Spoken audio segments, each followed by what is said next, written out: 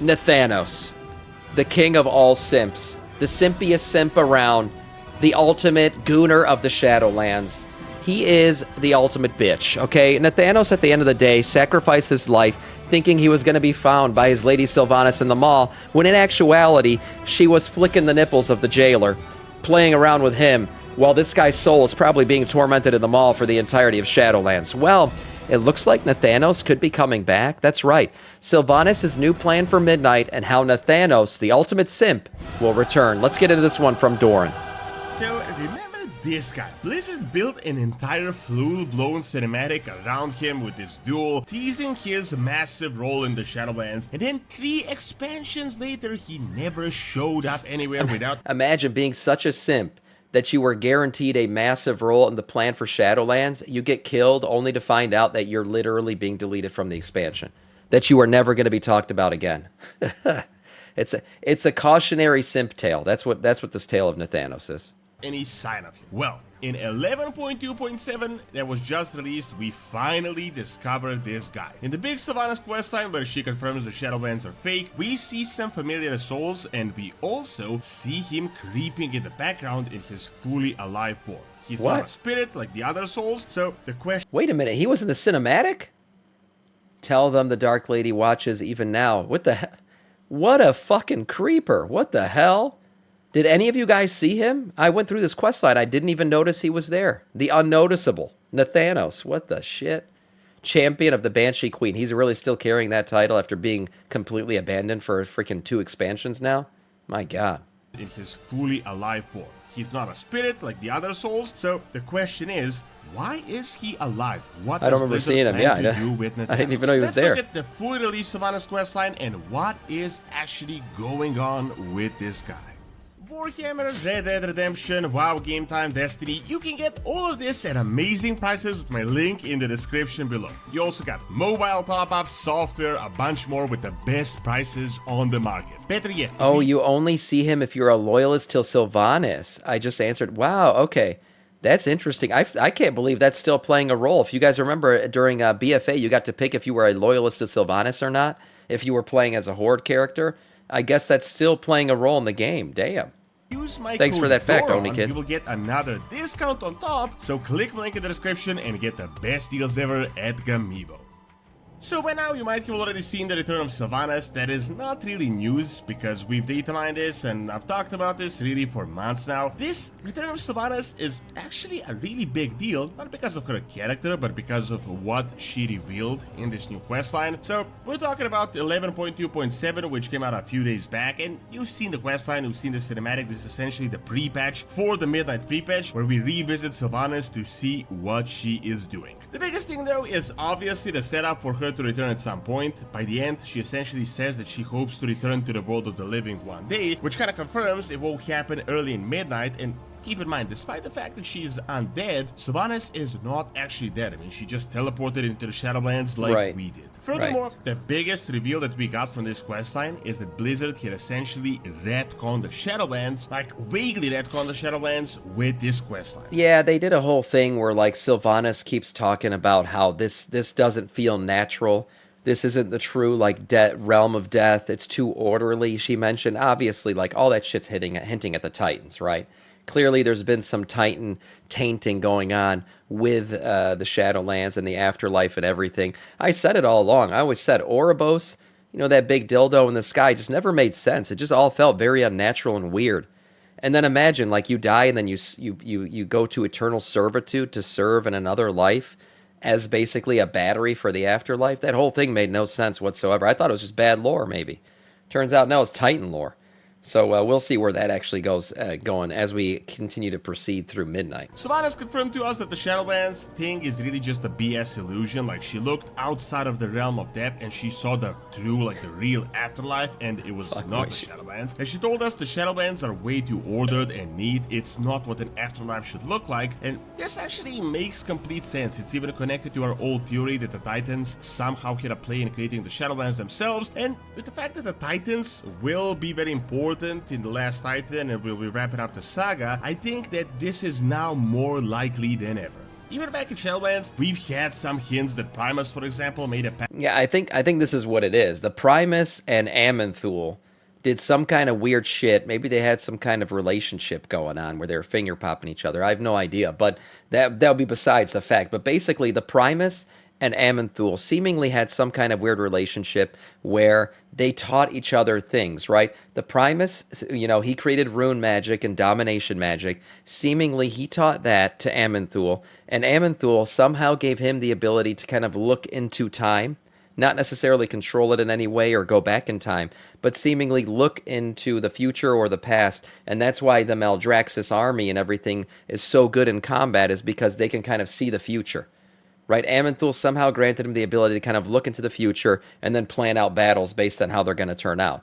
So that seems to be the exchange that happened between those two. This is kind of up there in the pie-in-the-sky lore, but there's hints that it's probably true. Act with one of the Titans where he got his titanic powers. Or their from family, them, but maybe. We never learned what the other part was. Well, the likely possibility is that the Titan part of the deal was the entire creation of this artificial realm that keeps mortal souls trapped. It really appears that the Titans had created a faked, brainwashed existence on Azeroth and multiple planets, as well as the afterlife. So when we data mined this questline, this was the big reveal that Blizzard is very likely looking to connect the Shadowlands to the Titans, and it's very likely retconning the fact that the Jailer and everyone else were like the center of the universe. Imagine an expansion so bad that you got to retcon a retcon. I mean, the Jailer himself was entirely a retcon. It was a retcon on the Lich King lore. He was a retcon on domination magic. All that shit completely changed by the Jailer because supposedly it was his plan all along, some kind of bullshit like that. And now they got to retcon the retcon because the retcon was such garbage. Nobody liked it. Imagine that. You fuck around with some of the best lore in the game and people don't like what you did with it. Crazy. Now, with the patch out, we actually can see everything ourselves. We got this very weird character that I can't really explain yet. So, I've talked about this for at least 5 years. I got like 5 different videos on my channel. And what is even going on with Nathanos? It was really the biggest plot hole that Blizzard made. This guy was like the right hand of Sylvanas, and Blizzard literally built an entire full-scale cinematic. So, not an in-game quick one, but a legit duel between him and Tyrande, where he taunts her and says he's going to meet Sylvanas anyway, like it doesn't matter that we defeat him. Then Shadowlands happened. It wasn't really a duel. He got his fucking ass kicked. Literally got his ass handed to him. I think she could have one-shotted him, but she played around with him for a little bit before she killed him. Shadowlands ends, 2 expansions later, he's literally nowhere to be found. It really seemed like Blizzard had no idea why they even built that cinematic in the first place. Right. Well, finally, exactly 2 expansions later and into the 3rd one, this guy finally makes his return. So during the questline into the Maw, people actually saw him in the background, but before, people were thinking like this is a PTR thing, but seeing that it made it to live, it's obviously not a mistake. I mean, they released this thing. It's very strange though. I mean, during so funny that he was there talking with Sylvanas, this dude is literally hiding behind a rock and can barely even be seen. I mean, he's not actually a part of the questline. It's like, I don't know if Sylvanas knows he's there or not, but this is such a bitch move on his part too. Like, imagine Sylvanas knows, she's like, get away, go hide in the corner, the player's coming, you stupid simp, and he fucking went and did it. And he's on his knee too, he's kneeling down. I mean, it just fits his character trope so well, the ultimate simp. He's not actually a part of the quest, and he has no dialogue, no involvement in the quest, and he's literally just like a silent observer, just creeping on Sylvanas. What makes this even... Yeah, or even worse, she doesn't know he's there, and he's just being a fucking creeper.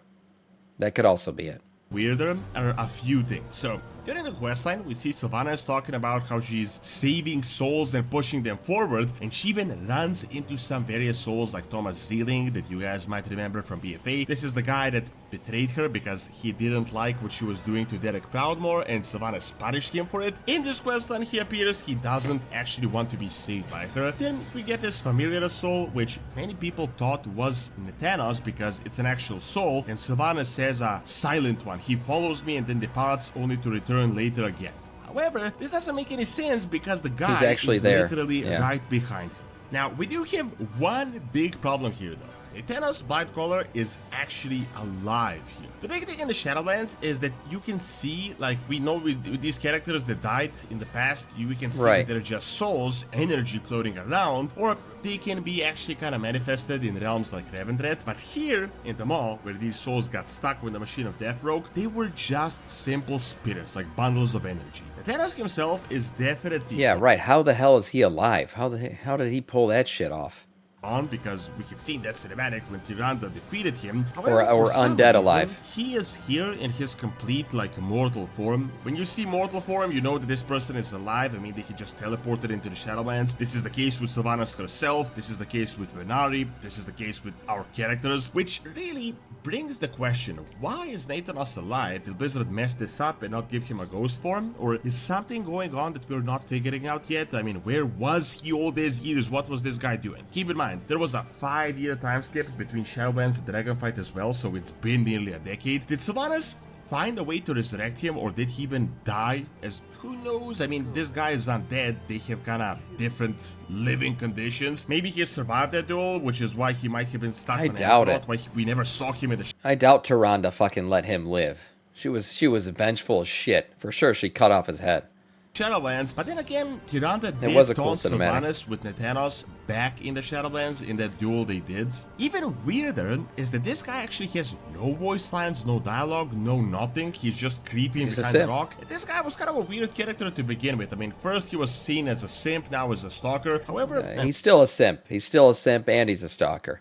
He's just a bitch. I don't know what to do with him. Maybe Blizzard doesn't know what to do with either. I mean, this is something maybe Metzin's trying to figure out how to handle this guy. He's like, who put this fucking simp in the game? What am I going to do with him? I'll just put him on a knee over here somewhere. I'm guessing since Blizzard obviously purposefully added him here, it's that the storyline is probably going to be developed further. It's not really just an Easter egg, because if it was an Easter egg, we'll probably discover some amulet, item, note, or something just mentioning him. We wouldn't see him in his full form. This entire questline, though, was obviously an introduction to the future story of Sylvanas. As you can see, her return is all but confirmed at some point in time, and with the Shadowlands being fake and all that, this crazy cosmological stuff happening in the background, even like the crimes are not as bad as we originally thought. This will forever probably go down as one of the worst lore moments in the history of lore. Just imagine your greatest character, like your greatest... Like, imagine Star Wars did this with Darth Vader. You just turn him into a fucking little wisp that goes away in the wind after everybody stands around and shit talks him. That's what happened.